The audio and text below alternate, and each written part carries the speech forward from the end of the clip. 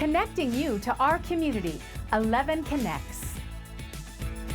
Welcome to 11 Connects. I'm your host, Jen Lennon. Today I'm joined by Riley Tuggle. She is the Director of ABA for Rehab for All, as well as Kelly Lightbourne, and she is a parent. So welcome to both of you. No, thank you. So Riley, I'm going to start with you. Tell me a little bit, and the viewers as well, what is ABA? This is a type of therapy I'm not sure I've heard of before. So ABA stands for Applied Behavior Analysis. What we're looking at is taking a scientific approach to really just decreasing maladaptive behaviors that make it really hard for individuals to access their environment, and then teaching appropriate skills to make it more accessible as well. So who would this apply to, Riley? It really kind of applies to everybody, which is nice. The misconception is that it's mostly autism, but it's not.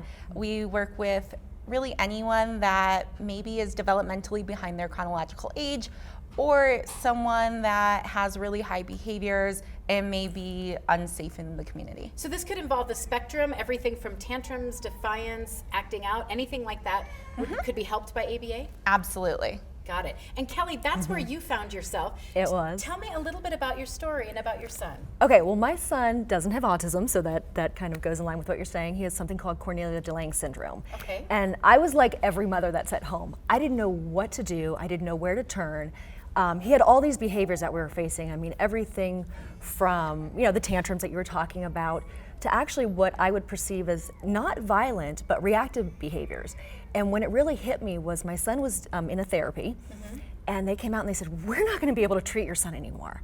And as a parent, I'm like, "What do you mean you're not gonna be able to treat my son anymore?" And they said, "Well, he stabbed one of our therapists." I'm thinking, he's a 7-year-old who's, basically a 4-year-old. And, how did this happen? Where was the therapist? What, as a mother, you're wanting to defend. And so that must have felt so overwhelming I to was you. completely lost. I had no idea what to do. And I was starting to panic because in your mind as a parent, you're like, okay, I'm flash forward to the future. I'm thinking, where's my son gonna go from here? Like, it's all downhill. And you hadn't heard of ABA, but No. eventually you discovered it. I did. And it was like, I would say it was close to a miracle for him. Wow. Completely changed his behavior all the way around. And how old is he now and how's he He's doing? 11 and he's got straight A's and he is like the perfect child. And so that's why I said when I say it like it's next to a miracle, it really is, because at that point in time when all that was happening, there was no information out there. And I mean, I was an advocate, so I was out working with people and nobody shared with me ABA. Yeah. And it took several years for me to find it. And when I did, I was like, oh. Amazing. And Yeah. Riley, you're smiling and nodding because this is a story as a practitioner of ABA that you must hear often. You would be surprised at the stories we've heard, or even just what we've experienced. I've had knives pulled on me because kids didn't want to do homework. Wow. But you can change that. That's Yes. the power. Yeah. I mean, to have that relationship with parents and caregivers and to go, we can help. You come in with that expert eye and you can make a difference. Absolutely. So what we're looking at is the hardest part is people don't realize that sometimes it's a skill deficit. So we were talking about this before, where it's a problem solving skill.